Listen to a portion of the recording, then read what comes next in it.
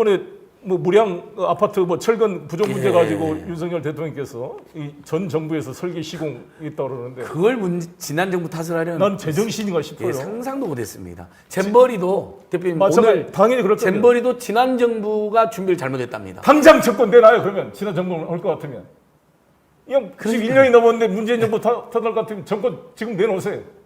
무슨 실력으로 아니 채권과 자산을 포괄승계하는 거잖아요. 맞습니다. 예. 여러분이 누리호 3호 성공적으로 발사했죠. 2호 발사했죠 작년에.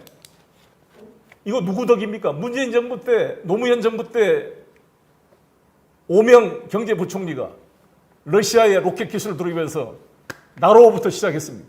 실패를 거두면서 연구 개발을 해서 드디어 문재인 정부 때 1차에 사실상 90% 성공을 했고 예. 이것에 기초해서 2차, 3차 누리호가 성공한 거잖아요. 그러니까 자기들이 한 것처럼 우주 강국이라고 플랑카드 다 붙이고 있어요.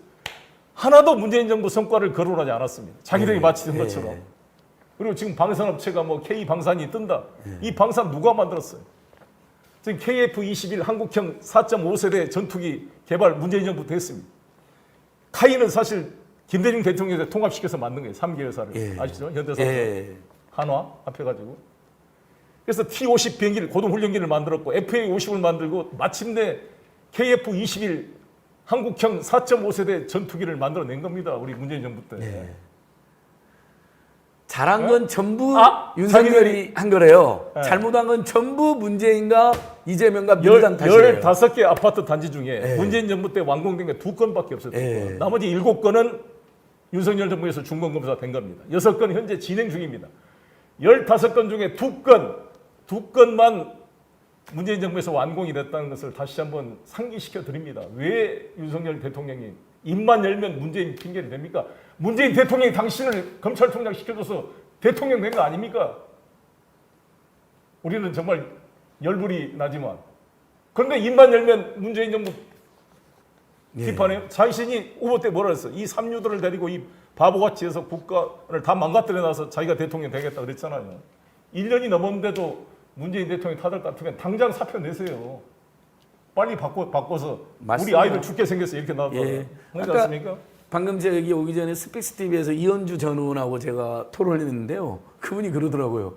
대표님처럼 분노하셔가지고 1년 반이 다 됐는데 지난 정부 탓할 거 하면 그러면 정권 내놔라. 지난 정부가 운영하겠다. 지난 정부가 운영하면 되잖아요. 그러니까. 그렇죠. 그럼 저는 여러분 지금 우리 민주님께서 순살 아파트 문재인 정부 탓하는 게 그거 맞냐고 이제 질문해 주셨는데 네, 그만 저 설명드렸습니다. 예, 잼버리까지 지난 정부 탓하더라고는 정말 꿈에 정말 상상을 초월하는 정부. 고속도로 게이트도 걸리니까 문재인 정부 때 추진했다잖아요. 정점 변경을. 와 어떻게 이런 자들하고 예 여러분 다들 또 분노하셨죠.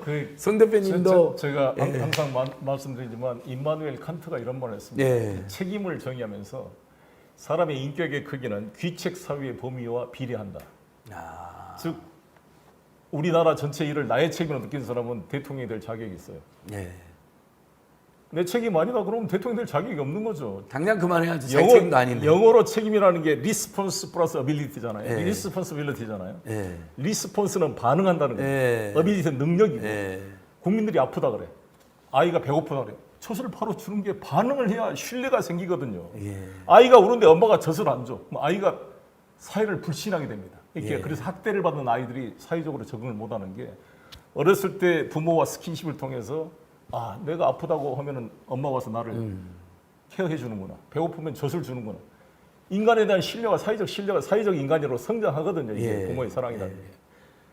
대통령과 국민의 관계도 공자님이 그랬잖아요. 무신분립. 신뢰가 없으면 나라가 설 수가 없다. 쓸 수 없다.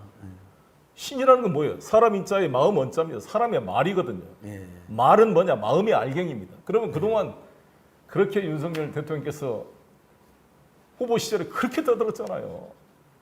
그거 지금 하나로 지켜주고 있습니까? 그대로 다 보면. 그리고 리스폰서빌리티. 반응을 해야 될 거 아니에요. 뭐가 일이 생기면 빨리빨리 반응하는 능력이 그게 바로 책임인데 반응할 능력이 없으면 어떻게 돼요? 무반응이잖아 그러면. 예. 빨리 교체를 해야 되겠어요. 이거 그러니까요. 폼에서 해야죠. 그래서 국민께 지금 무정부 상태다라는 해시태그 캠페인합니다. 그렇습니다. 이태원 참사 때도 무정부, 오송 참사 때도 무정부, 그 유가족들 만나주지도 않아요.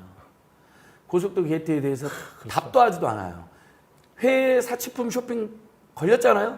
거기에 대해서도 답도 하지 않아요.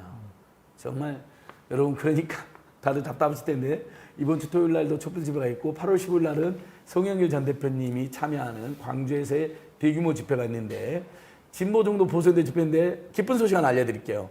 현역 민주당 의원으로는 촛불 집회는 한 30분 오셨거든요. 진보정도 보수연대 집회에 현역 민주당은 처음으로 이용빈 의원이 참여하기로 했습니다. 그러니까 이제 민주당 의원들 중에도 전형 정치인 중에도 진보정도 보수연대로 전국 순회 집회하는 거에 관심과 애정을 가지신 분들이 늘어나고 전용기 의원도 한번 오겠다고 연락이 왔더라고요. 우리 청년위원장도. 이름도 네. 전용기인데 용기가 있어야죠. 그렇죠. 이제 전용기 의원님이 이제 우리 저는 용기입니다. 전용기.